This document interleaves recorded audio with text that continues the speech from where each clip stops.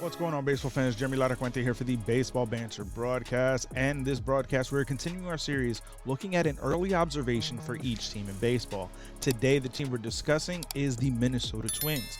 And when it comes to the Twins, there's one player that really stands out, and it is that of Carlos Correa. When you think about Correa and the offseason that he had, it absolutely, to me, has been the reason for his slow start. I think that he is trying too much to live up to the lofty expectations of trying to prove both the Giants and the Mets wrong for backing out of their big-term money deals, and also trying to prove the Twins right in signing him to the deal that they have. When you look at this player's track record, there's no doubt about it. This is one of the best players in Major League Baseball, one of the best shortstops, both on the offensive and defensive side of things. But there's also the opportunity for him to get even better. Now, we have a corresponding article up on laracuenteledger.com, and I will leave links to that article in the show notes below if you want a more in-depth look on Carlos Correa and the early season observation on these Twins. But there's no doubt when you look at the way that the offseason worked out for him, to me, it's just really weighing heavy on his presence. There's also a real track record here with Carlos about being a injury type of prone player. And when you look to the injuries that he's sustained, the ones that hindered the Giants and the Mets aren't the injuries that have been plaguing him throughout his career. I also think that right now he's just trying to do a little bit too much. And I think that for the Twins, they need to kind of do something, find a way, and for Carlos himself, need to find a way to kind of take a little bit of that pressure off himself, whether it's giving him a couple days off just to away from baseball, refresh his mind, being able to do something just to kind of get his motion back into gear. And I think that once they do that, once he and the Twins figure out what is that one little thing to kind of realign him, replace him on the right path, on the right track, I think that he's going to go off and have a monster season. I do believe that he is very close to being able to turn the corner and really start playing as the Carlos Correa that we know and expect him to be. I think that when you look at what he is capable of doing on both sides of the ball, this is a leader for this Minnesota Twins team.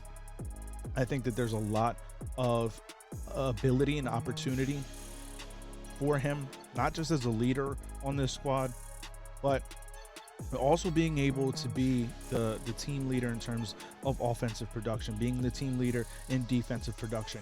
There's a lot to like about this player. I've always thought that this was one of the best players in Major League Baseball, and he truly has not let anybody down or disappointed anybody in those thought processes. And I think that going forward in this 2023 season, that Correa has to just take a little bit of a step back, relax his mind a little bit, allow his natural talent and ability to be what takes over, to stop trying to think and do too much and just react to seeing the ball on the plate.